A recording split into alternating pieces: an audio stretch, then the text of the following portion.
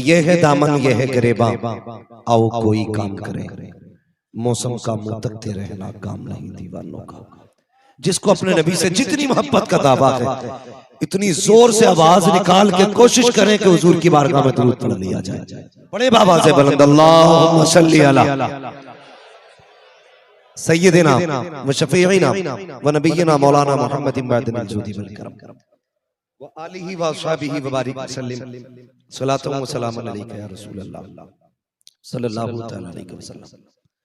अजीजान मिल्लत इस्लामिया, आज की ये महफिल रहमत आलम कॉन्फ्रेंस के नाम से मंसूब है। मुझे यकीन है अरकान कमेटी ने बेपनाह कोशिशें की होंगी, अनथक मेहनतें की होंगी, तब जाकर के ये एक जलसा सजाया। इस महफिल को कोई एक रात की महफिल ना समझे, कोई 4 घंटे की महफिल ना समझे। जहां तक मैं समझता हूं ये महीनों महीनों की मेहनत है। ये शब रोज जाग के और भाग के सजाई गई है मेहनत। इसको सिर्फ ये सोच के सुनेंगे कि देखें कौन कौन आया है, तो कोई फायदा नहीं। ये सोच के सुनिए, देखें क्या क्या बताने आया, तो शायद कोई ना कोई काम हो सके। सच्चाई बड़ी कड़वी है जो मैं कहने लगा हूं। हमारे रिश्ते हुजूर से टूटते जा रहे हैं। कहने को हम मुसलमान हैं, लेकिन हमने हुजूर को नाराज कर दिया है। टोपी ओढ़ते हैं हम, लेकिन हमारे नबी हमसे नाराज हैं। गोश्त खाते हैं, लेकिन लगता है कि हमारे हुजूर हमसे नाराज हैं। वो कहा था ना मुजफ्फर वारसी ने, जा जिंदगी मदीने से झोंके हवा के ला, शायद हुजूर हमसे खफा है मना के ला। भाई कभी सोचो जिंदगी के बारे में। हुजूर अगर 313 के साथ खड़े होते हैं तो हजारों के पैर उखड़ जाते हैं। आज हम करोड़ों हैं, लेकिन फिर भी जलील है। नहीं लगता कि हुजूर हमसे खफा है? महसूस नहीं होता हुजूर हमसे नाराज है? आप कहेंगे मौलवी अजीब बात कर रहा है, हम ही जलसे में आए और हमसे ही हुजूर नाराज। सुन प्यारे, जरा दिल पे हाथ रख के बताना, कितने लोगों की शादी हुई है? जरा हाथ उठा के बता दे। सारे द्वारे बैठे, उठाना चचा हाथ क्यों नहीं उठा रहे भाई? कुछ लोग हाथ इसलिए ऊंचा नहीं उठा रहे, शायद दोबारा नंबर लगे। जितने लोगों की शादी हुई है वो हाथ उठा के बताए। हो गई है ना इतने लोगों की? अब जिनकी नहीं हुई है वो उठाए हाथ। लगता सारी कबारे बैठे। बहुत गौर से मेरी बात सुने। शादी होती है, सिर्फ एक बात कहना चाहता हूं, एक उसूल है। हम जब दावत करते हैं ना, उससे पहले हजरत लिस्ट बनाई जाती है। लिस्ट।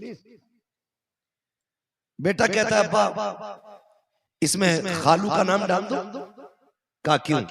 नाराज है वो। कहता लिख दे, मना लेंगे उन्हें। मामू नाराज है वो भी, का लिख दे, उन्हें भी मना लिया जाएगा।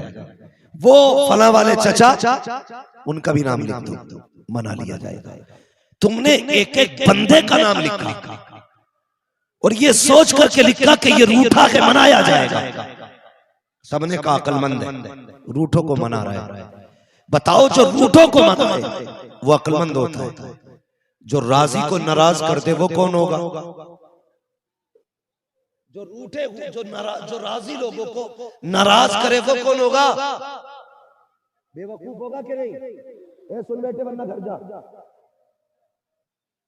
जो माने हुए लोगों को नाराज कर दे वो बेवकूफ, जो रूठे हुए को मना ले वो अक्लमंद है ना। पढ़े लिखे लोग हैं, ये तालीम नहीं है इस इलाके में, हैं तो मुंह से बोले, सर ना हिलाए। जो राजी कर ले वो अक्लमंद है। हमने कितनी बड़ी बेवकूफी की। हमारा खालू नाराज था, मना लिया। मामू नाराज था, मना लिया। हुजूर पहले से राजी थे, हमने डीजे लगा के उन्हें नाराज कर दिया। हमने गाने बजा के उन्हें नाराज कर दिया। ये उलमा की जमात बैठी है, गलत नहीं कह रहा हूं, गरिबान में झांक के देखने।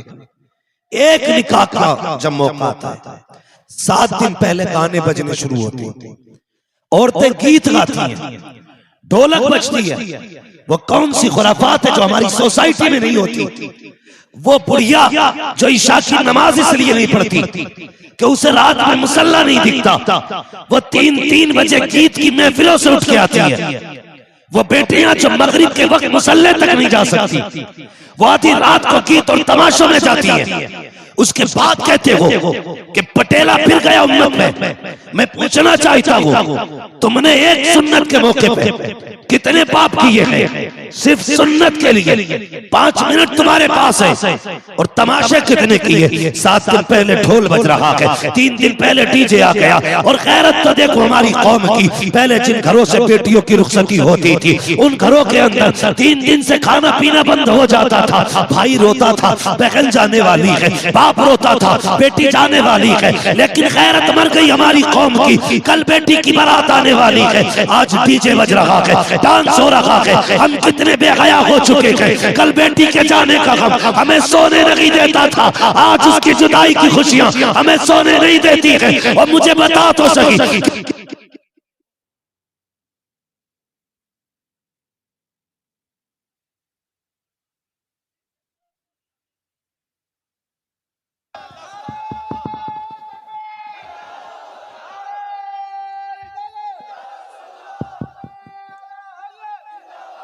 आवाज बढ़ा के रखो।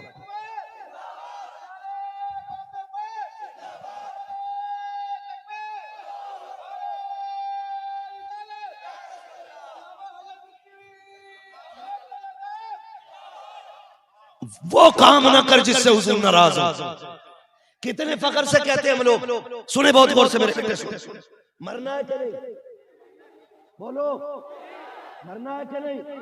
अभी ट्रेन हादसा हुआ उड़ीसा के अंदर, समझ रहे?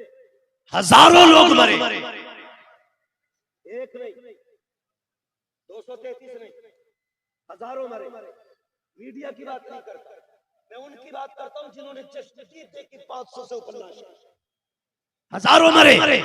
लेकिन सवाल ये नहीं कितने मरे, बताना ये चाहता। जब लाशें भरी जा रही थी ना, तो बोरी और पत्थर की तरह गाड़ियों में फेंके जा रहे थे। गारंटी है कोई कि तुझे या मुझे जनाजा मिले? गारंटी है किसी को 22,000 का कफन मिलेगा?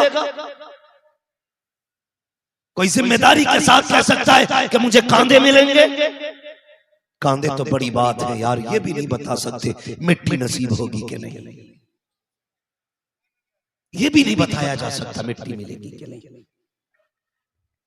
गैर तो गैर शायद अपने भी लाश में पहचान सके। एक बाप लाशों में घूम रहा था, कफन हटा हटा के देख रहा था। ये कुदरत एहसास दिला रही है, देख ये मेरे करिश्मे हैं। बाप से पूछा क्या ढूंढ रहा? का बेटा नहीं मिल रहा है। भाई इससे पहले कि वो दिन आए लोग हमें तलाश करें, बदल दो अपने आप को, छोड़ दो ये दुनिया की रंगीनी। हम जब घर से सुबह निकलते हैं, कान में गानों की लीड है। ये मेरा जवान ऑटो लेके जाता है ना कमाने के लिए, फुल आवाज करके एक्सीलेटर लेता है। कभी कभी ऑटो में हम भी बैठा करते हैं, ऐसी धमक होती है कि दिल हिलने लग जाते हैं। मुझे बता तो सही, तू रोजी कमाने के लिए निकला, खुदा ने तुझे सांसें दी थी, तुझे सुबह का सवेरा दिखाया, दिन का उजाला दिखाया। तेरी जिम्मेदारी तो ये थी, सुबह उठ के तुझे कुरान पढ़ना था, सुबह उठ के तुझे हुजूर की नात पढ़नी थी, सुबह उठने के बाद तुझे रब की हम्द करनी थी। लेकिन तूने गाने बजाए, शाम तक गाने बजा करके ऑटो चलाता रहा। शाम को 1000 रुपए लेकर के आया। और मेरी कौम के जवान, मैं ये नहीं कहता बिना गानों के कितने लाता, गानों के साथ कितने लाया है, लेकिन इतना कहूंगा गाने बजा करके तू 1000 रुपए लेकर के आया। सिर्फ 1000 नहीं लाया है, 1000 के साथ गानों की वजह से 1000 लानतें लेके आया है। क्या ये अच्छा होता? ऑटो तेरा होता और उसके अंदर गानों की जगह पर कुरान की तिलावत चलती, मुस्तफा की नातें होती, तो 1000 रुपए के साथ लानतें नहीं, 1000 खुदा की रहमतें उतार दी। वाह सुभान अल्लाह, सुभान अल्लाह, सुभान अल्लाह। 1000 खुदा की रहमतें लेकर के आता, फिर दावे के साथ कहता हूं तुझे ब्रेन ट्यूमर ना होता, अल्लाह तेरी परेशानी खांसी से टाल देता, हल्का बुखार आता मौत आ जाती, तुझे 17 दिन आईसीयू में ना रखता। हाँ, वरना याद रख, दौलत ही किसी की जिंदगी नहीं बचाती, किसी की जिंदगी नहीं बचाती, पैसे से कोई नहीं बचा। मौत गरीब को भी आनी है, अमीर को भी आनी है, मौत सभी को आनी है। और जब मौत आएगी सभी को मिट्टी पे लेटना है, सभी को मिट्टी पे लेटना है। हम अगर मैं भी हाथ उठवाऊं ना, कितने लोग हुजूर से प्यार करते तो गालिबन सारे लोग हाथ उठा देंगे। नहीं, हाथ मत उठाना, मैं हाथ नहीं उठवाता, मुझे मालूम है 50% झूठे हाथ उठते। मैं नहीं चाहता हाथ उठाओ, सिर्फ दिल पे हाथ रखो अपने, जो मैं कह रहा हूं वो सुने। हम हुजूर वाले ना है कि नहीं? हुजूर वाले, झोली में अगर टुकड़े तुम्हारे नहीं होते, इस शाम से मंगतों के गुजारे नहीं होते, मिलती ना अगर भीख हुजूर आपके दर से। भाई ये सारे हुजूर के जिक्र की बरकत है, हुजूर हमारे हैं, लेकिन हम भी हुजूर के हैं कि नहीं, ये सोचो। मैं 1000 बार कहूं मैं हुजूर कहूं तो क्या बनता है? अगर वो एक बार कह दे ना ये मेरा है, कसम से काम बन जाएगा। वो एक बार कह दे ये मेरा, काम बन जाएगा। क्या किया हमने? निकाह किसकी सुन्नत है? जोर से, जोर से, हुजूर की सुन्नत है निकाह। एक निकाह का एहतमाम जानते हैं? असर के बाद इमाम को डंडे की जोर पे बुलाया जाता, आए नहीं, घर भी जाना है। कहां थे अब तक? इमाम बेचारा थैली लेके भागा है। जी जल्दी निकाह पढ़ाओ, पप्पू जुम्मन कल्लू सब बैठो। 5-6 लड़के बैठे दूल्हा के साथ निकाह हो गया। मुझे बता, असल काम तो सुन्नत था निकाह का, इसके लिए तेरे पास 5 मिनट नहीं बेगैरत। 11 बजे से 4 बजे तक तूने बारात पूरे गांव में घुमाई, और बारातियों से कह दिया था उस वक्त तक रोटी नहीं मिलेगी जब तक पूरी बस्ती में बारात तमाशे के साथ चढ़ नहीं जाएगी। ऐसे चल रहे पैर घिसड़ घिसड़ के, ये अल्लाह का अजाब है। एक सुन्नत के लिए कितने पाप किए तुमने। 3 दिन पहले से गाने बज रहे, तू कहता मैं हुजूर का हूं। सुन, तारीख उठा, नाम है बाबा फरीद,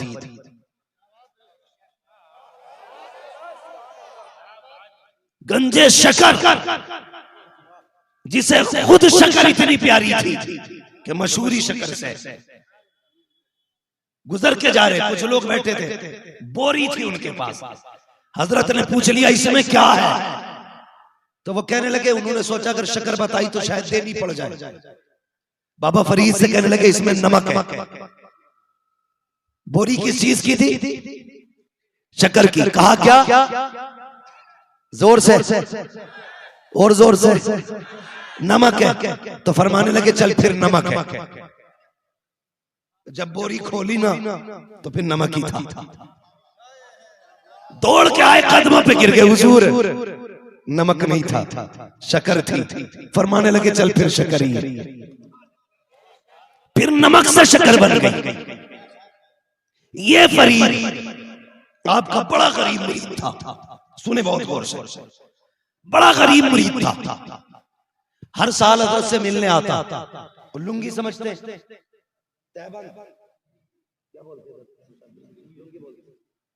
हर साल एक लुंगी लेके आता, तो अपना लुंगी लेते। बड़ा गरीब था। एक साल ऐसा भी आया कि लुंगी नहीं खरीद सका, तो शर्म की वजह से पीर की चौखट पे नहीं गया। 2 साल बीतने को आए, उसने सोचा इस साल मिलने जाना है, तो उसने इस साल 2 लुंगियां खरीदी। कितनी?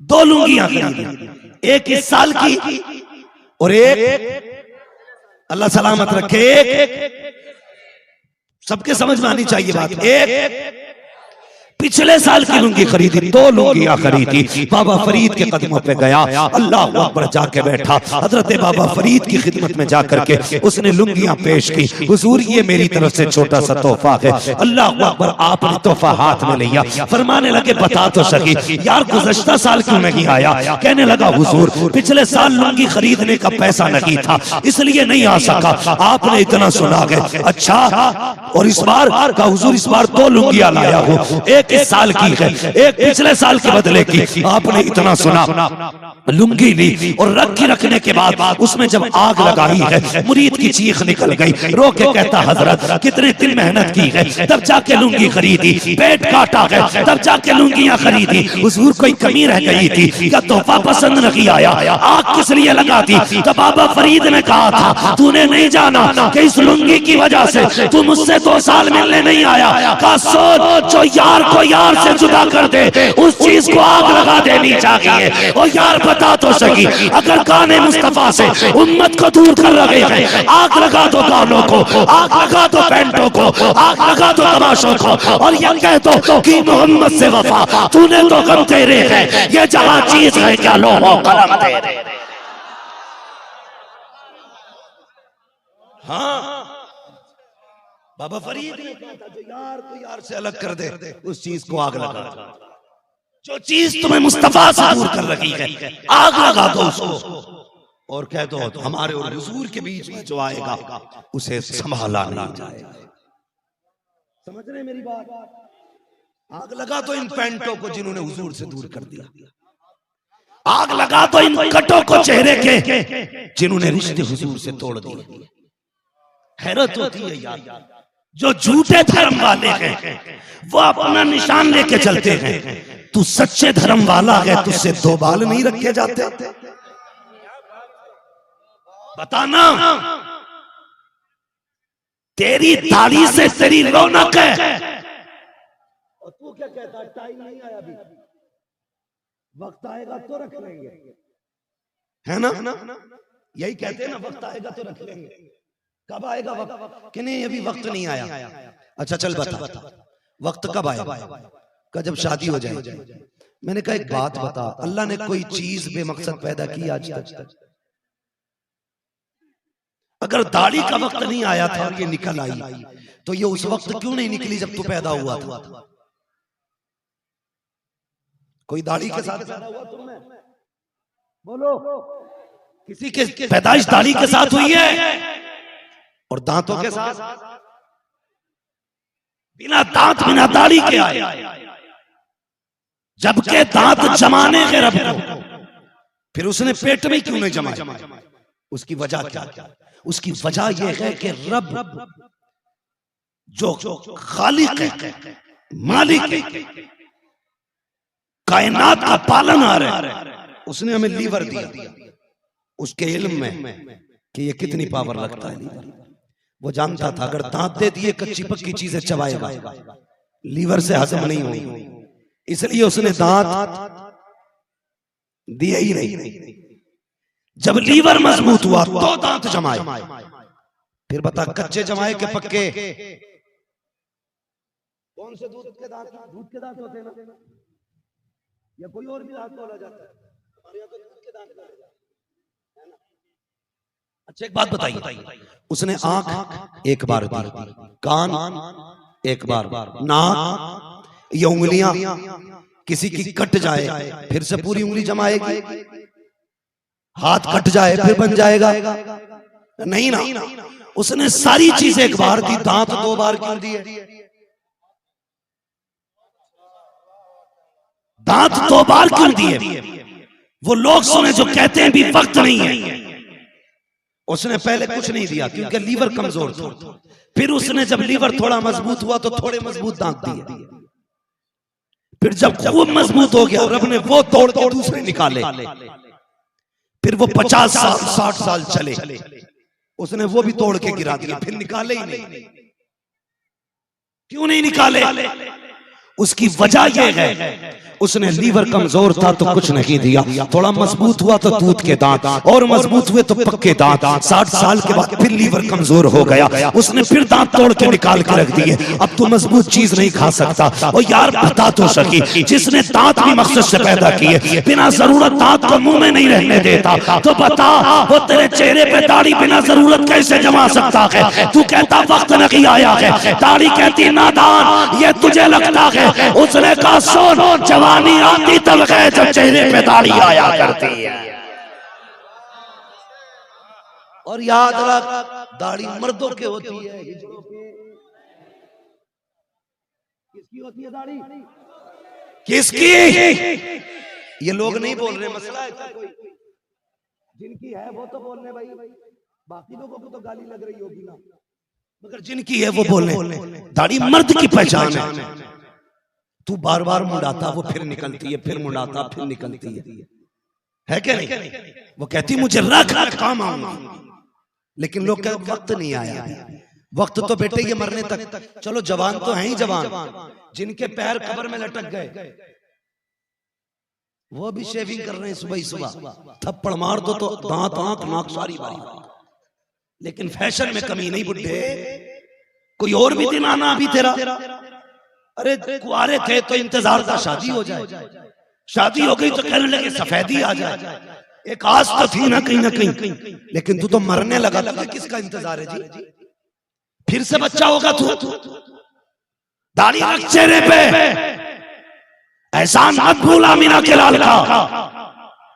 हुजूर नहीं आए थे, तुझे बाजार में बेचा जा रहा था, मेरे हुजूर ने तेरा हाथ पकड़ा और कहा था जिसने सफेद बालों वाले की इज्जत की, गोया उसने मदीने वाले मोहम्मद की इज्जत कर डाली।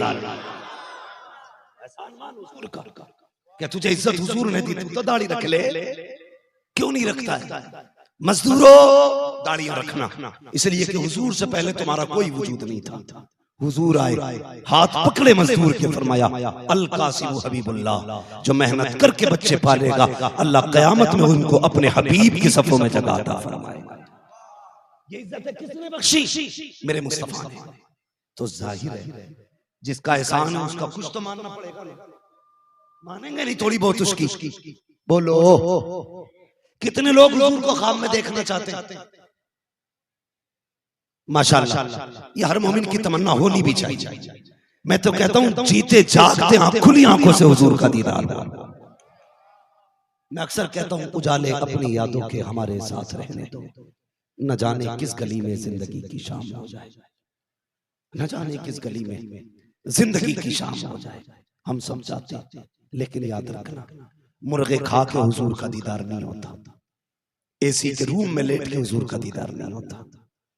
जब हुजूर के नाम पे पत्थर खाए जाते हैं तब हुजूर का दीदार होता है। जब हुजूर के नाम पे दिल टूटता है ना, तब हुजूर का दीदार होता है। वो क्या था? बड़ा गरीब आदमी था, अल्लाह सबको मदीने की हाजिरी नसीब फरमा दे। था हज्जाम, हज्जाम समझते हैं ना, नाई, बाल काटने का पेशा। उसने बड़े दिनों से पैसे इकट्ठे कर रखे थे, थोड़े थोड़े पैसे हो गए ना, फिर वो हुजूर की बारगाह में हाजिरी दे के आया तो आंखें बंद रखता था। किसी ने कहा यार जब से आए हो आंखें बंद क्यों रखते हो, क्यों आंखें बंद रखते हो? उसने कहा राज है इसमें। कहा क्या? कहा मैं बड़ी मुश्किलों से मदीना शरीफ गया था, जब हुजूर के रोजे के पास पहुंचा ना तो बस जालियां नजर आई, वहां पे मुतव्वा खड़ा था। मेरा इश्क अपनी जगह, मुतव्वा अपनी जगह।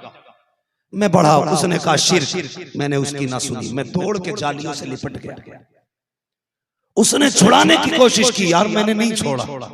उसने दोनों हाथों से मेरे हाथ पे लाठी मारी। कहता इतनी तेज लाठी लगी ना कि उसके दर्द से मैं बेहोश होकर गिर गया। कहते मगर कुर्बान उनकी रहमतों की, इधर बेहोश होकर गिरा, उधर आके उन्होंने गोद में संभाल लिया। कहते हुजूर ने मेरा वो हाथ पकड़ रखा है जिस पे मेरी लाठी लगी थी। मैंने रो के कहा या रसूल अल्लाह, देखते हैं मेरे हाथ पे कितनी जोर से लाठी मारी गई है। कब महबूब ने हाथ में लेके कहा था, ओ बाबे, महबूब तक आने के लिए लाठियां खानी पड़ जाया करती हैं। मैं कहना चाहता हूँ यार, अगर हुजूर से मिलना है तो एसी के रूम में नहीं, उनके नाम पे चोट खा, आंसू बहा, कोई आए ना आए, तेरे आंसू पहुंचने के लिए गुंबद खजरा से आका आ जाए। के नाम पे चोट खा के देखो, लेकिन खाते नहीं। लड़की वाले ने कहा दाढ़ी होगी तो लड़की नहीं देंगे, दाढ़ी नहीं होगी तो निकाह करेंगे। तो ऐसे मर गया जैसे एक ही आई थी और कुरानदाजी थी, यही मिलेगी जिसे मिलेगी, नाम इसका आ गया, बाकी है ही नहीं।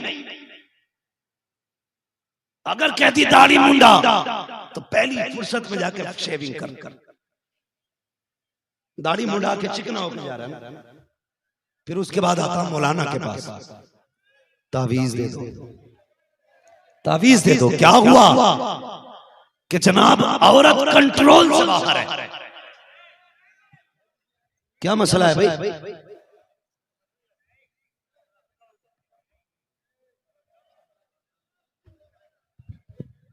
नारे तकबीर, नारे रिसालत, शोराए अहले सुन्नत हजरत शब्बीर बरकाती साहब क़िबला, नारे तकबीर। आप हजरत तशरीफ रखें।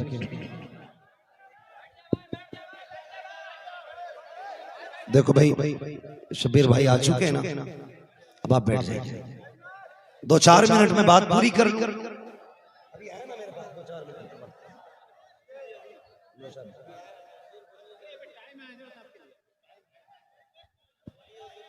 अभी है मेरा टाइम, आया नहीं है।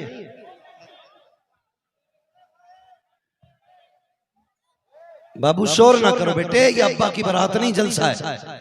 बैठो।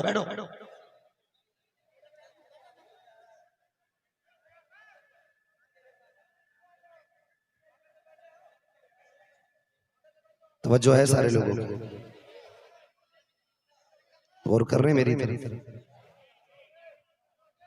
दाढ़ी मुंडा तो लड़की दे देंगे, तो तुमने दाढ़ी मुंडा ली इस बात पे कि वैसे लड़की नहीं मिलने वाली, ये सोच के दाढ़ियां मुंडाई।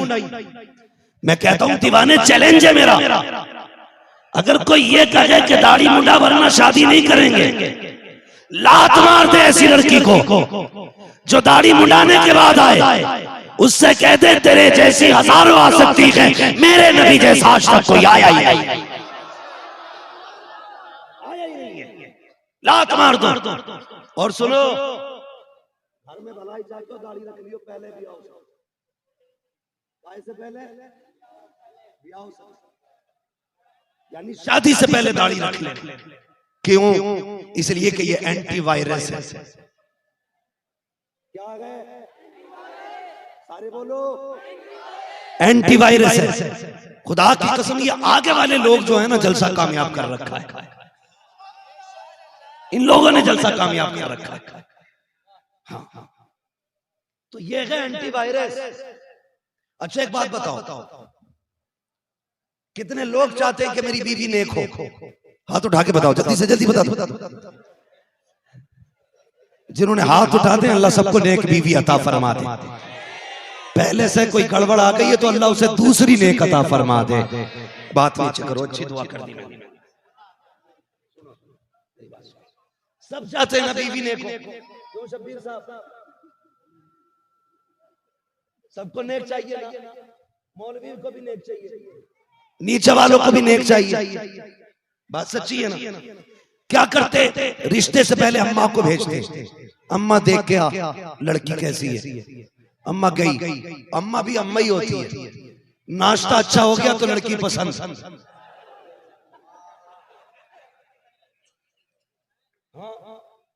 चाहे फिर कुछ भी है। अम्मा का नाश्ता अच्छा तो लड़की पसंद, और अम्मा का नाश्ता 19 रह गया, फिर लड़की वलीया ही क्यों ना हो, अम्मा कहती नाक टेढ़ी है। लड़कियां भी चालाक है, बाकी सारे रिश्तेदार आ जाएं, बस सास की खिदमत करती है, तो ये हाँ कर जाए। फिर इसे कोई नहीं टाल सकता। माँ जाती है, क्या देखती है? चेहरा कैसा है, खूबसूरत है, लबो रुखसार कैसे है, अच्छे हैं, कदो कामत कैसा है, देख लिया, देख के आ गई। जब 8 दिन के बाद ये दुल्हन बन के आई और इसने आके जहर उगला, तो माँ से बेटा कहता है क्या देख के आई थी? तो माँ भी कहती है मैंने जाहिर देखा था, दिल में झांक के नहीं देखा था। दिल का कैसे पता चलेगा लड़की कैसी है, इसका कोई मीटर नहीं है। तो अब मैं तुझे बता दूं, अपने चेहरे पे दाढ़ी लगा ले, किसी मीटर की जरूरत नहीं है। अगर तेरे चेहरे पे दाढ़ी होगी तो तेरे घर के अंदर इब्लीस की खाला नहीं आएगी, तेरे घर के अंदर फिर वही आएगी जो कनीज़े फातिमा होगी, कनीज़े मुस्तफा हो।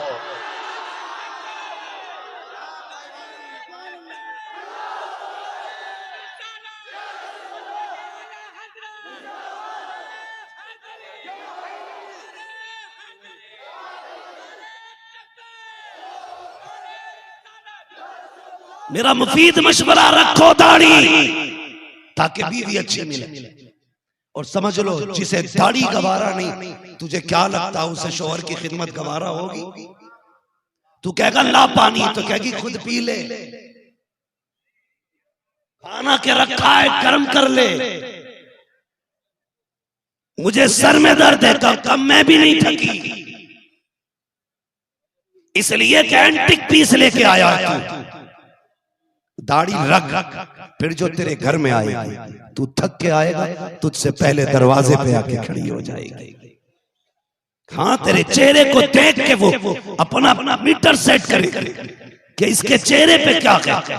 अगर लगेगी थका है, अपनी ख्वाहिश नहीं रखेगी, गर्दन झुका के तेरे साथ रहेगी, तुझे खुश रखेगी। ये कब होगा? जब शादी से पहले दाढ़ी रखोगे। ऐसे कट निकाल कर आ रहा बिच्छू वाला, एक के सर पे देखा इतना बड़ा कीड़ा बनाया पड़ा, हाँ जी, मकड़ी बनाया पड़ा एक सर पे। मैंने कहा दुनिया में ही अजाब आ गए। एक ने दाढ़ी में ऐसे कट मारा जैसे किसी ने इसका ऑपरेशन किया था, तो टांके रह गई है। जख्म होता कहीं तो बाल नहीं जमते ना, ऐसे कटे फटे मुंह लिए घूम रहे। सिर्फ किसके लिए बता तो सही। तूने दाढ़ी में कट लगाया ताकि तेरी महबूबा तेरी तारीफ करे। तूने ड्रेस तमाशो वाली पहनी ताकि तेरी महबूबा को पसंद आ जाए। तूने चेहरा इसलिए याशो वाला बनाया ताकि तेरी महबूबा को पसंद आ जाए। तुझे क्या लगता है इसकी पसंद से जिंदगी गुजरेगी? और तुझे खुदा का वास्ता इसकी रजा के लिए चेहरे ना बिगाड़। अगर बनाना है ऐसा चेहरा बना जो खुदा को भी पसंद हो, मुस्तफा को भी पसंद हो, लिबास को पहन जो खुदा को भी पसंद हो, मुस्तफा को भी पसंद हो, और तेरा जनाजा उठे और फरिश्ते कब्र में तुझसे कहे मा कुंता तक़ूलु फी हक़्क़ि हाज़ा रजुल, इनके बारे में क्या कहता था? तो झूम के कहते इन्हें जाना न रखा खैर से काम, लिल्लाहि अलहम्द में दुनिया से मुसलमान है। जिंदगी ऐसी गुजारो, वरना 1000 जलसों से कोई नहीं सुधरोगे तो कुछ नहीं होगा, गारंटी है मेरी। और याद रखना, ये जो तबाही आ रही है ना, हमारे अमल की वजह से आ रही है, हमारे अमल की वजह से। एक कह रहा वो एक जगह गया जलसे में, उससे बोला पर्दे पे तकरीर कर दियो, और खुद की टोपी थी नहीं सर पे। मैंने सीधी बात कही यार, जब से भाइयों ने टोपियां उतार दी ना, तभी से बेटियों ने दुपट्टे उतार दिए। भाई टोपियों के पाबंद हो जाएं, बहनें दुपट्टों की पाबंद हो जाएं। हमें टोपियों से बोझ लगता है तो बहनों को दुपट्टों से बोझ लगता है, इसलिए टोपियां लाजिम कर लो। बहनें दुपट्टे ओढ़ लेंगी, बहनें दुपट्टे ओढ़ लेंगी। और याद रखना, ये जो इर्तिदाद की हवा चली है ना, मुर्तद जो बड़ी तेजी से लड़कियां हो रही हैं, इसके बारे में अगर मैं बात करूं तो घंटे चाहिए, और उसके लिए मेरा गला भी ठीक होना चाहिए। मगर मैं बस बात समेटते हुए चलूं। मुझसे भाई नौशाद ने कहा था थोड़ा सा इस तरफ भी लोगों की तवज्जो दिलानी, तो सिर्फ मैं तवज्जो मैं देखिए, एक मौलवी साहब कह रहे थे ना, वो भी कोई तकरीर है जो लोगों से पूछ के की जाए, तो मैंने कहा वो भी कोई इलाज है जो बुखार में दर्द का इंजेक्शन दिया जाए, दर्द में कैंसर का दिया जाए, खुजली में खुश्की का दो, ये भी कोई इलाज है? पहले मरीज से पूछ तुझे दवा किस चीज की चाहिए, फिर जो मर्ज हो वही इलाज करना चाहिए। मैं तो अक्सर जलसे वालों से कहता हूँ कि मौलवी बुलाया करो तो मौजू दे के बुलाया करो, ये नहीं कि 12 साल पुरानी तकरीर चल रही है। जरूरत क्या है हम अपने फन दिखाएं ना। समझो जरा, समझो मेरे बच्चों, समझो बहुत गौर से। ये इर्तिजाज का जो फितना है ना, ये बड़ी तेजी से बढ़ रहा है। इसके लिए मेरे कुछ नौजवानों ने काम क्या किया, जाते हैं लड़कियों को पकड़ते हैं किसी भगवाधारी के साथ, गौर से मेरी बात सुन, फिर उसका वीडियो बनाया जाता है और ये समझते हैं हमने बड़ा काम कर लिया। ये क्या है जानते हो? ये हमारी जिहालत की वजह। किस चीज की? किस चीज की? जिहालत की वजह। इसलिए कि मैं ये समझता हूं तुमने जिस बेटी को किसी गैर के साथ पकड़ा था उसकी वीडियो ना बनाते, उसका हाथ पकड़ते उसके बाप के पास लाते, उससे पूछते बता ये तेरी मर्जी से गई है या अपनी मर्जी। बाप भी समझाता, तुम भी समझाते, शायद वो बच्ची लौट आती, लेकिन तुमने वीडियो बना करके पूरी जिंदगी के रास्ते उसके बंद कर दिए। वो अगर पलट के भी आए तो क्या सोच के पलटेगी? अगर मैंने तौबा भी की तो मुझे दुल्हन कौन बनाएगा? अब तो सबको मेरे ऐब के बारे में पता चल चुका है, सब जान गए ये फला के साथ होटल में। ये अच्छा नहीं कर रहे हो, ये गलत कर रहे हो।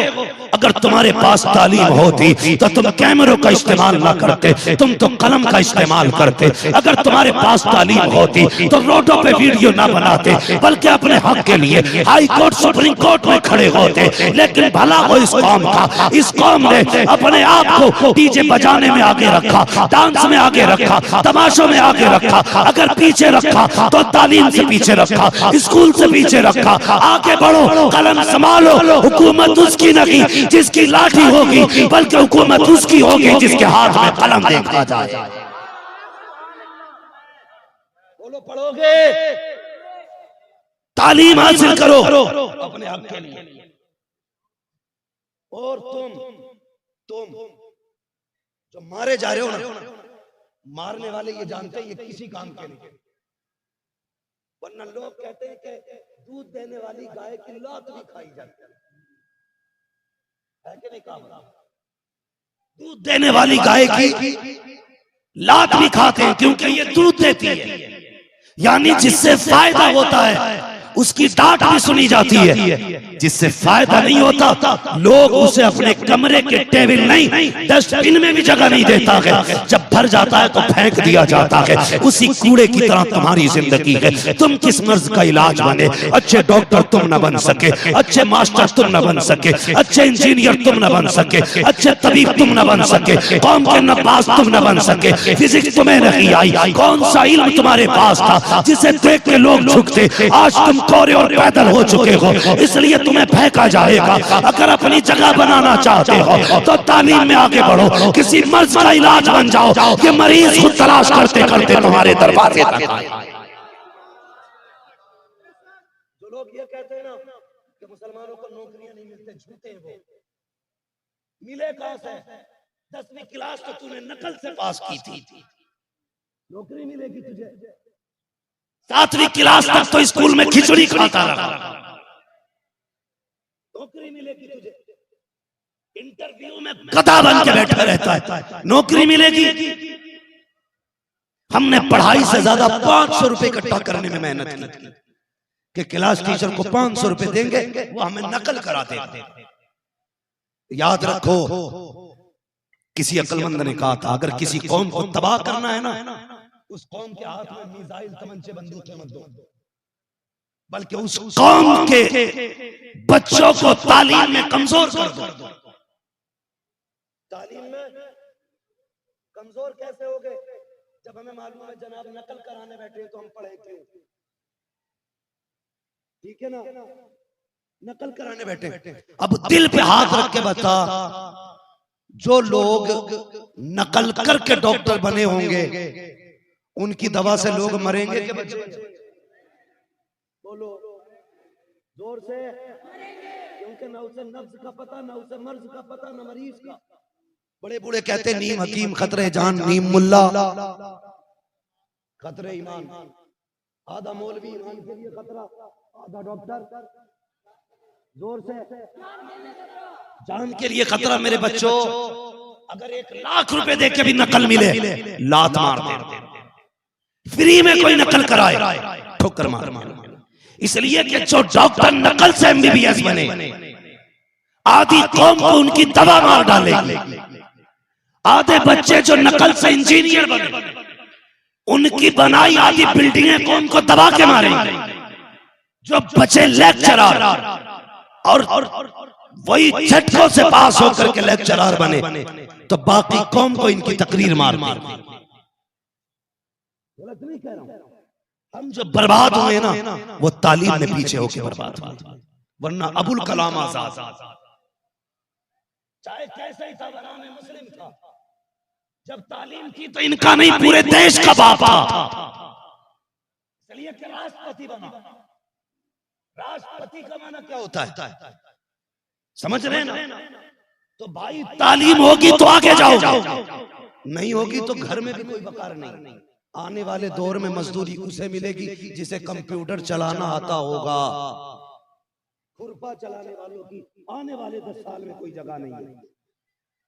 और तुम्हें तो वैसे ही अब्दुल कहा जाता है, पंचर कहा जाता है, पंचर जोड़ने वाला कहा जाता है। एक मुल्क का जिम्मेदार बंदा माइक पे खड़े होकर कहता है, वो दिन दूर नहीं है कि ये कौम सिर्फ पंचर जोड़ के पेट पालेगी। चैलेंज है तुम्हारे मेरे ज़मीर को, जिस कौम का 10 साल का बच्चा कुरान के 30 पारे सीने में उतार सकता है, उस कौम का 22 साल का बच्चा IAS और MBBS क्यों नहीं कर सकता?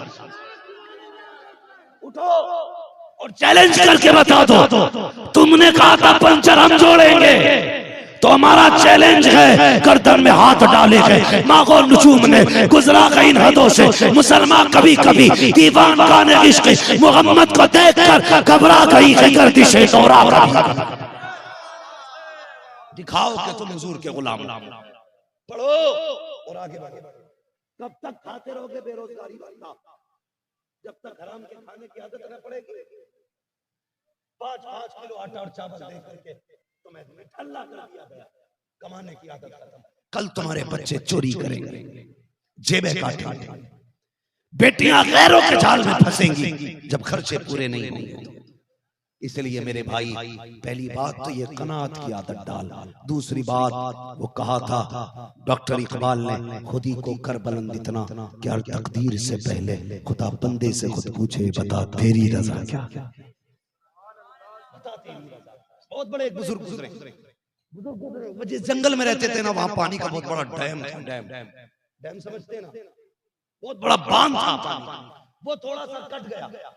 गांव वाले भागने लगे। किसी ने उनसे जाकर कहा, हुजूर डैम का बंद खुल गया और वो बंद नहीं हो रहा, गांव डूबने के करीब, दुआ कर दे। वो बाबा को लाए, सोचा बाबा दुआ करेंगे, मिट्टी डालेंगे, लेकिन बाबा आए, जहां से पानी खुला था ना, उन्होंने और खोलना शुरू कर दिया। लोग बोले बाबा पागल हो गया, ये तो मारने का काम कर रहा है, हम तो इसलिए लाए थे कि ये पानी रोक दे, और इसने तो और खोल दिया पानी। थोड़ी देर गुजरी ना, पानी खुद बंद हो गया। लोग कहने लगे बाबा ये क्या हुआ, आपने बजाय पानी बंद करने के खोलना शुरू कर दिया था, आप तो मरवाने के चक्कर में थे। तो कहने लगे तुम नहीं समझोगे, मैं आया बांध के पास, मैंने पानी को बहते देखा, मैंने कहा मालिक अगर तेरी यही मर्जी है कि ये पानी खुले तो ले, मैं भी तेरे साथ हूं। मैंने और खोलना शुरू कर दिया। जब मैंने अपना काम उसकी मर्जी पे डाला, उसने मुझसे पूछा बता तेरी क्या मर्जी है? मैंने कहा मालिक इन्हें बचा। कहते हैं फिर उसने अपनी मर्जी मेरी मर्जी में बदल दी। वो ये कहता तुम मेरे हो जाओ, मैं तुम्हारा हो जाऊं। समझ गए ना मेरी बात? खुद ही को कर बुलंद इतना कि हर तकदीर से पहले खुदा बंदे से खुद पूछे, बता तेरी रजा क्या है? पढ़िए, आगे बढ़िए। और ये जो भगवा लग ट्रिप चल रहा है ना, इसके लिए बेहतर तरीका ये है कि अपनी बेटियों को पर्दे की तलकीन करें। पर्दे की तलकीन, अगर पर्दा कंपलसरी हो जाए तो खुदा की कसम कोई बेटी किसी के साथ नहीं जाएगी। एक साहब कहने लगे ये बुर्के वाली हैं जितनी भाग रही हैं। मैंने कहा गलत, जितनी भाग रही है ये बुर्के वाली नहीं, बल्कि भागने वालियों ने बुर्का पहन रखा। अगर बचपन से बुर्का पहना होता तो भागती नहीं, बचपन से पर्दा इनकी फितरत होता तो किसी गैर के बिस्तर पे नहीं जाते। हमने भी गलती की, हम भी किसी की गाड़ी पर बैठा देते हैं। एक जनाब बीवी को एग्जाम दिलाने के लिए किसी शर्मा की बाइक पर बैठा देते हैं। एक बार एग्जाम कराने ले गया, 2 बार ले गया, 3 बार ले गया, 5वीं बार वो अपने साथ ही ले गया।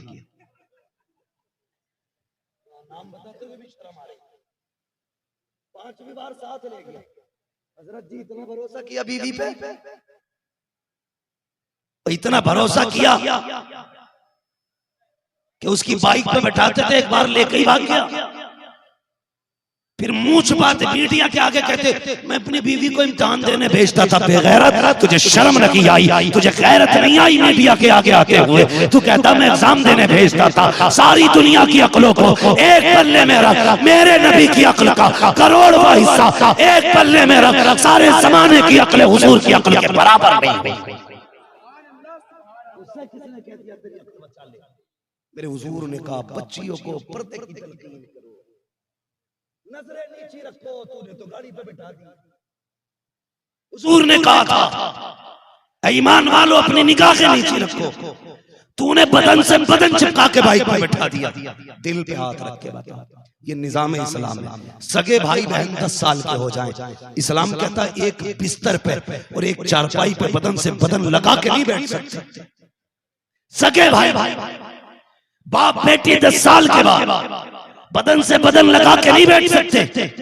अगर बाप बेटी भाई बहन नहीं बैठ सकते तो बता ये तेरा खलेरा फुफेरा, ये मुंह बेला बेटा तुझे जो तुझसे कहता है मेरे पापा की तरह है, ये मेरी बहन की तरह है, तुझे इस पे इतना भरोसा कैसे आ गया? जरा दिल पे हाथ रख के बता। इस्लाम ने इतनी एहतियात की कि तेरी बेटी को नमाज के लिए मस्जिद में जाने नहीं दिया ताकि इज्जतें बची रहे, जुमे के लिए मस्जिद में जाने नहीं दिया ताकि इज्जतें महफूज रहे। अगर इस्लाम इन्हें मस्जिद में जाने नहीं देता तो इन्हें मेले बाजारों में जाने की इजाजत किसने दे दी?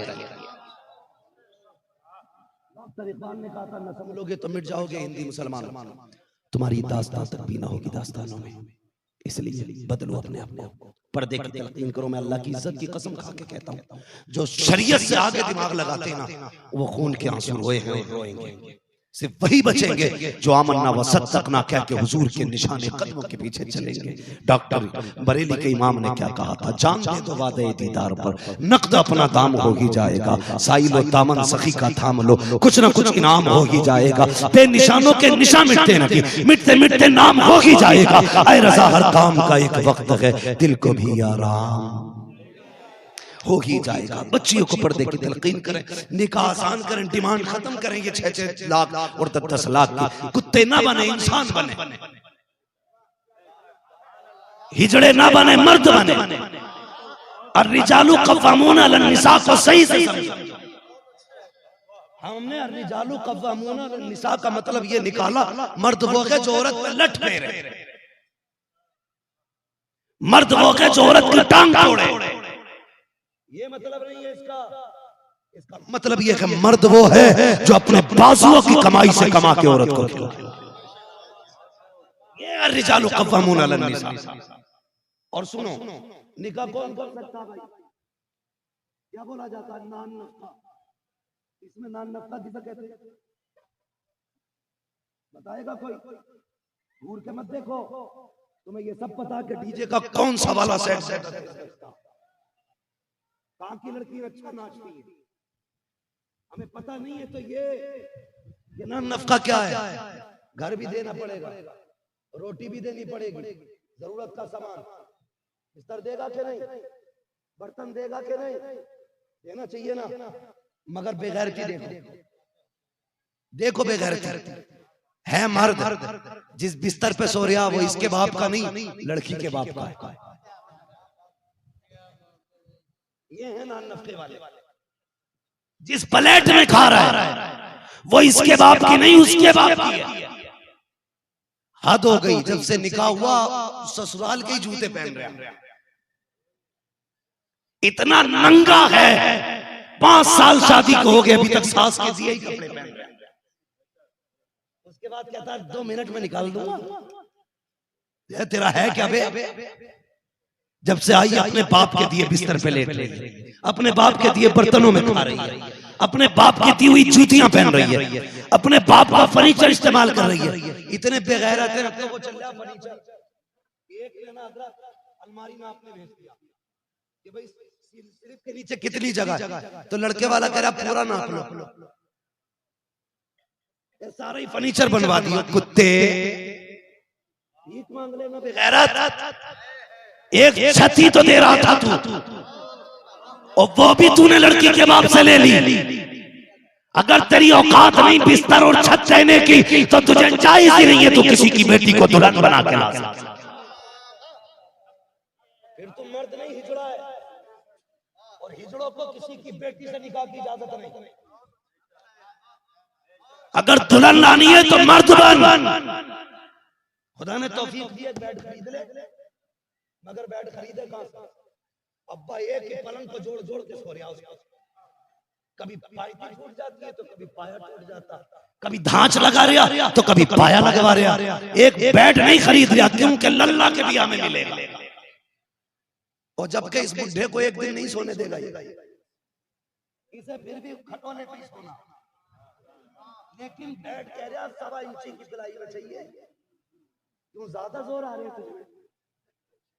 1.25 इंची कबर का जो तख्ता लगेगा वो भी आधा इंची का होगा, पता चलेगा कितनी मजबूत होती आधी इंची की पिलाई। हद हो गई बेगैरती की।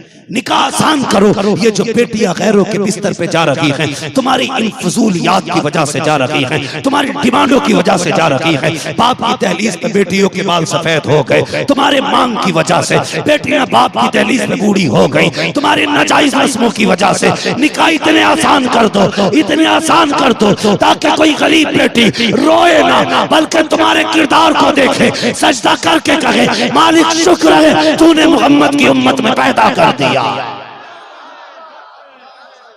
ऐसे किरदार पेश कर ताकि बेटियां फख्र से कहें कि हम हुजूर की उम्मती हैं, फख्र से कहो हम मुसलमान हैं।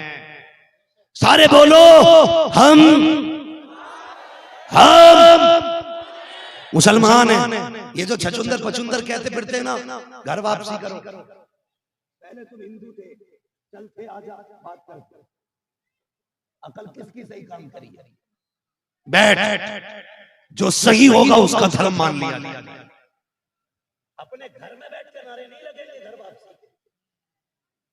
पहले बेवकूफ थे हम जो दरख्तों को पूजा कर रहे थे, जो चांद को सजदे कर रहे थे। मेरा नबी आया, पालने में लेट के उंगली उठाई और चांद का खिलौना बना के कहा इसे सजदा न करना, तुम इसके लिए नहीं हो, ये तुम्हारे लिए बनाया गया। लोग सजदा करने लगे सूरज के आगे।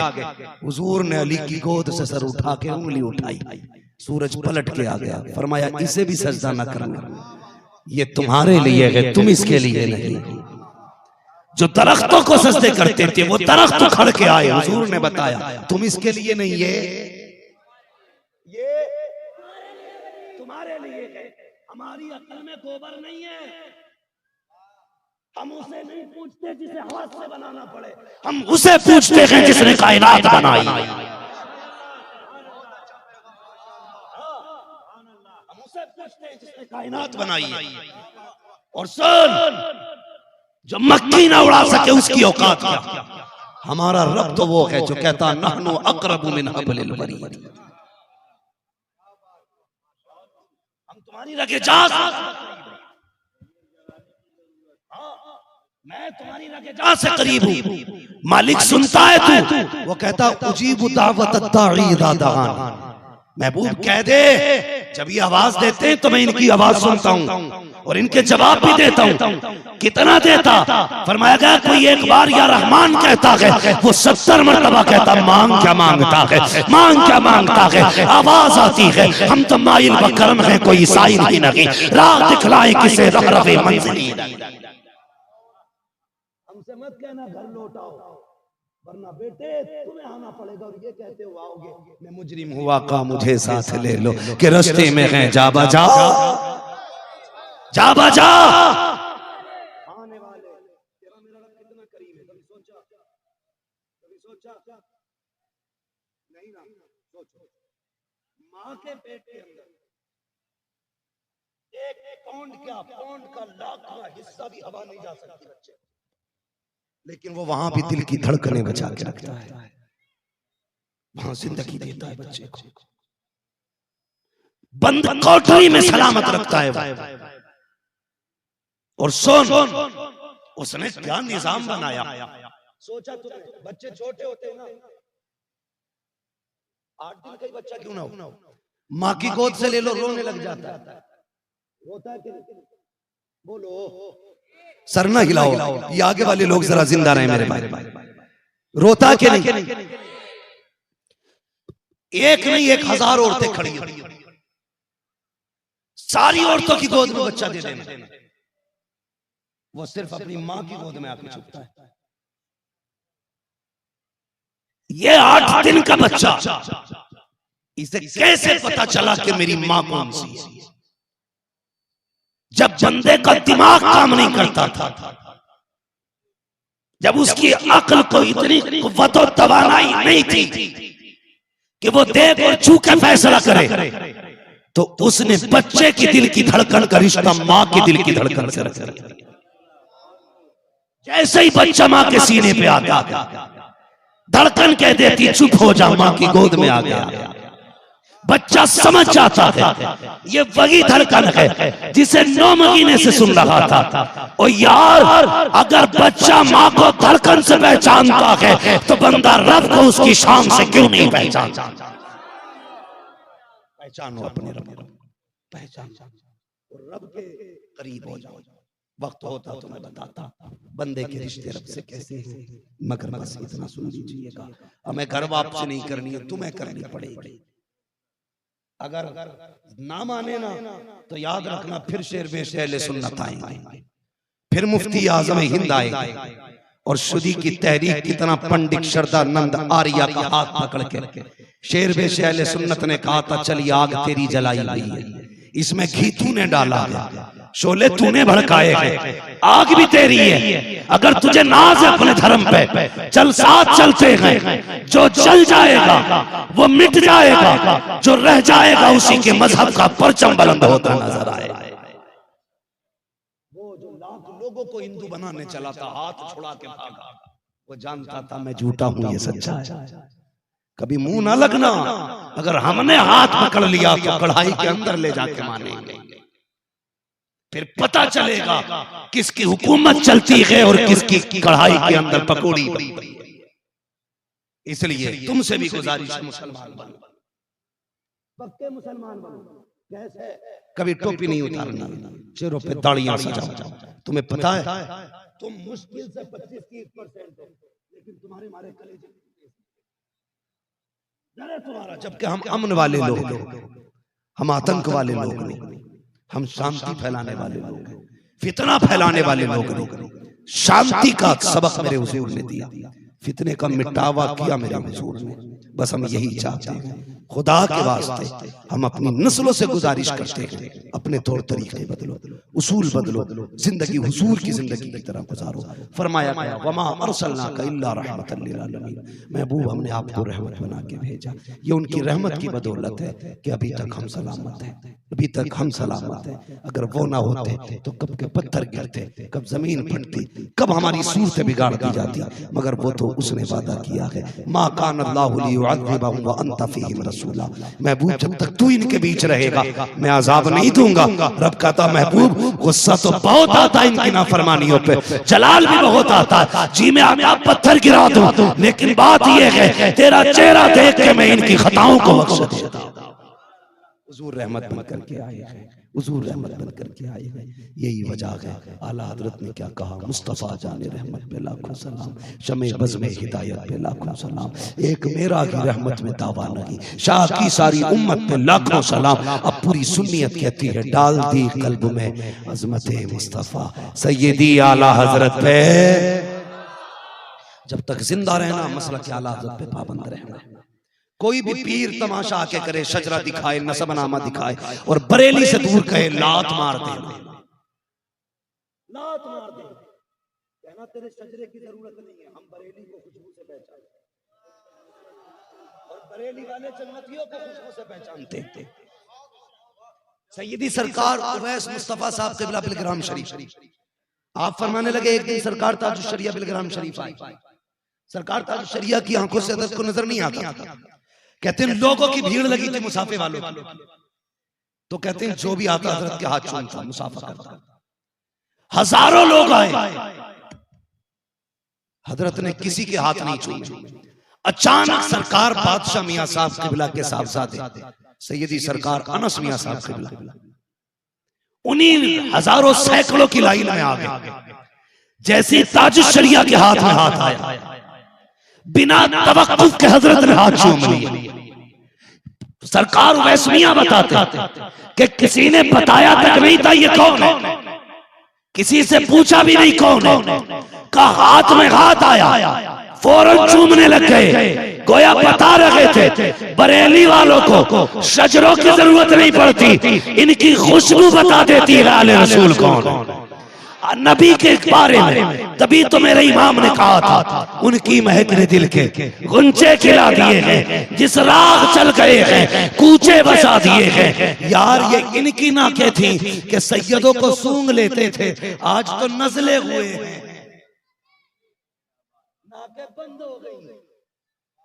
लोग असली सैयदों से शजरे मांगने लगे। बरेली वालों कभी किसी सैयद से शजरा ना मांगना। अगर ना भी सैयद हो, वो कहता मैं सैयद हूं, तो सुन बरेली वाले का फतवा ये तू मान ले, तू उसे सैयद मान। वो अगर ना भी हुआ ना, तुझे हुजूर की औलाद का एहतराम करने का सवाब मिल जाएगा। ये आला हज़रत का सबक है, ये आला हज़रत का सबक है। वरना अगर सुन ले, अगर हुआ वो सैयद, उस पे शजरा ना हुआ, तूने मांग लिया, वो ना दे सका, तूने कह दी मैं मानता ही नहीं, कयामत ने हुजूर ने गेट पे हाथ पकड़ के पूछ लिया किधर जा रहा है, जन्नत में। कौन है तू? हुजूर का उम्मती। और आका ने अगर कह दिया शजरा दिखा और ना दिखा पाया तो क्या बनेगा, क्या बनेगा?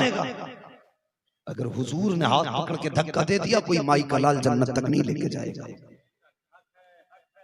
कोई नहीं लेके जाएगा। मैं तो कहता हूं यार इनकी बातें ही छोड़ दो। जहां हम एड़िया रगड़ के पहुंचते हैं वो इज्जत है, ये माँ की गोद से लेके पैदा, माँ की गोद से लेकर। और इनका क्या यार, इनका क्या, हमारे हिसाब तोले जा रहे होंगे, अमल तोले जा रहे होंगे, पुलसिरात से उतारा जाएगा। और इनके बारे में हजरत फातिमा ने इतना ही कह दिया फरिश्तों मेरा ही बेटा है। फिर हिम्मत है किसी में? अगर नबी की फातिमा ये कह दे फरिश्तों ये मेरा बेटा है, धरे रह गए सारे काम। आला हजरत ने क्या कहा, क्या बात रजा उस चमनिस्तान करम की, ज़हरा है कली जिसमें हुसैन और हसन फूल। और हद कर दी, कहते हैं कैसे आकाओं का बंदा हूं रजा, बोल बाले मेरी सरकार के। तो मैं जो अर्ज कर रहा था ना, मेरी बात सुने। सरकार उवैस मियां साहब कहते हैं सरकार ताजुश शरिया ने बिना पूछे कचे हाथ चूम लिए। कैसे पता चला? फरमाने लगे खुशबू ने बता दिया कि हुजूर का बेटा आ गया है। ये अल्लाह वाले। और पीरों से भी बचियो भाई, एक हंगामा में मैशर से भूलूं उसको, सैकड़ों बातों का रह के ख्याल आता है। कितनी बातें बताऊं रह ही जाएंगी, बस इतना समझ लियो। झाड़े शाह, छप्पन शाह, झाड़ू शाह, पुजार शाह, अंगूठी शाह और छाछ शाह, बटूरे शाह, लटूरे शाह, इन सब से बचना। वो पूरा बिसात खाना लिए घूम रहे, 8-10 औरतों की चांदी पहने घूम रहे, और लोग गुमराह हो रहे। ना, हाथ उसके हाथ में देना जो हाथ यहां पकड़े, रिश्ता मदीने वाले से जोड़ दे। उस शख्स को पीर बनाना जो सुन्नी बरेलवी हो, जो सुन्नी बरेलवी हो। मैं तो चैलेंज के साथ कहता हूं, अशरफी हो, बरकाती हो, चिश्ती हो, हशमती हो, रज़वी हो, अगर जाती झगड़े ना तो ये निस्बतें हटा के बात कर। चोरी करने के लिए अशरफियत न लगा, बेईमानी करने के लिए हशमती न बन। अगर तुझे अपनी साथ मनवानी है तो अपने नाम के साथ चिश्ती ना लगा। मैदान में आ बैठे, फिर पता चलेगा दूध का दूध, पानी का पानी क्या। चोर है वो लोग जो खुद गलत होते और साथ में हशमतियत और रज़वियत के टाइटल लगा के चोरियां करते। इंसान का बंदा है, ये टाइटल हटा। हशमती होना बुरा है? नहीं ना, बोलो बुरा है। ये अरबाबे मिंबर बोले हशमती होना बुरा है? नहीं ना, क्योंकि ये नस्बत शेर वैसे अहले सुन्नत की है। लेकिन बाज हशमती लगाने वाले कंजर लगते हैं, क्योंकि कहने को हशमती भी है और बरेली का बुग़्ज़ भी उनके सीने। जो बरेली का बुग़्ज़ रखेगा वो हशमती नहीं होगा। और सुन, जो आला हजरत का नहीं होता वो बगदाद वाले का भी नहीं, वो अजमेर वाले का भी नहीं। चिश्ती वही होगा जो बरेली वाले का होगा। इसलिए गुजारिश है, लड़ाइयां लड़नी है ना, जरा इनसे टाइटलों से हट के लड़ो, फिर बताएं तुम्हारी माँ ने कितना दूध पिलाया। सहारा लेकर के फितने फैला रहे। वमा अरसलनाका इल्ला रहमतल लिल आलमीन। मैंने आपसे पहले कहा था, ऐसे शख्स के हाथ में हाथ देना है जो सुन्नी सहीहुल अकीदा हो और बरेलवी निस्बत अपने दिल में रखता हो। करेंगे इंशाअल्लाह, जोर से। बस जो गया गलत उनको माफ फरमाए रब कायनात। जिंदगी ने दिया साथ, फिर होगी मुलाकात। चमन रहा फूल खिलेंगे, जिंदगी रही फिर मिलेंगे। मुसाफिर हैं मुसाफिर हो तुम भी, किसी मोड़ पर फिर मुलाकात होगी।